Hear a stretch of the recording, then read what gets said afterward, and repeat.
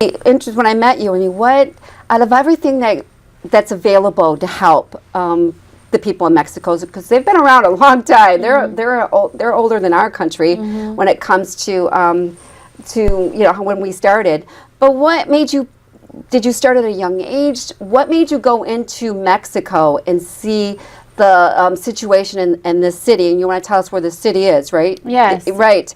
And why you chose, out of everything you could do, I'm sure you had a lot of opportunity or other missions you could be part of, why you started this one, especially on your own at a young age. And so can you share with us how this all came about? Yes, I can. And it's important to kind of start a little bit further back even than Mexico, because as you said about when I was younger, and it's true, when I was younger I was influenced by missionaries and people who traveled the world to help others, and I always found that so important. And so as I grew up and got older and I was in leadership roles over young people, I decided that I was doing these camps and these events for young people and all these activities, but we really weren't doing anything to give back. And so I talked to the person who was over me and asked if I could implement a mission trip. And so the first mission trip that we did was to Santo Domingo, Dominican Republic, and we helped build a school there. And from there I got connected to the people in Mexico. And many people don't realize that Mexico is a third world country. And so when I went on kind of a recon trip ahead of time to see what it was all about, to check out the community, to check out the situation, the need. I was really blown away by the need there. It's thriving in a lot of areas, but it's also suffering in a lot of areas. And so we decided as a group, the team that came with me, that we wanted to work in this community. We wanted to do good things with our partners there. And so we settled on Zapopan, Mexico. Zapopan.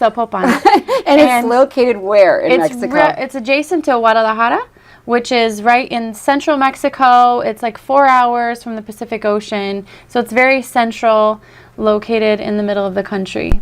So do you just fly? How do you get there? Now we're going to talk about this story too. Yeah. But why not something a little bit? I know it's in the middle of Mexico. Because you've shared your stuff with me. Yeah. But it's right in the middle of Mexico, which is like there's not an easy way to get there.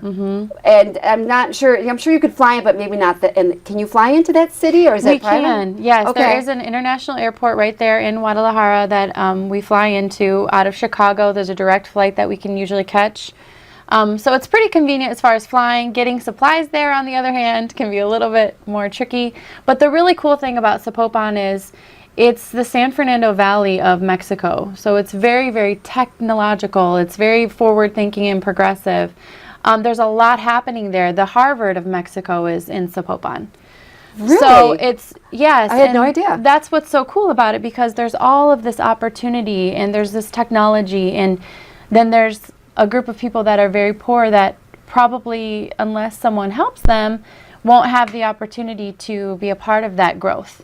So that's where I saw the need of kind of shrinking that chasm between opportunity and lack of opportunity. So growing up, now you grew up in West Michigan, okay? Yes. And having access to resources, and we've created this system for people to find a way to live their dreams, right? If you want it, whatever it is, and we also have a system in which if you fail at something, I always say that to people, you have the ability to pick yourself up. Yeah. Right, and another career, or just restart. Now, when you go into Zapopan.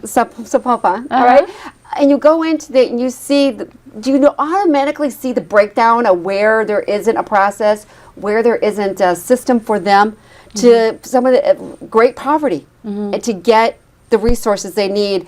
All they really need is just get the resources, right? To get them the education. Do you notice a big discrepancy when you go in there and right away you're like, well, I can see what the problem is. They don't have, this, or they don't have this.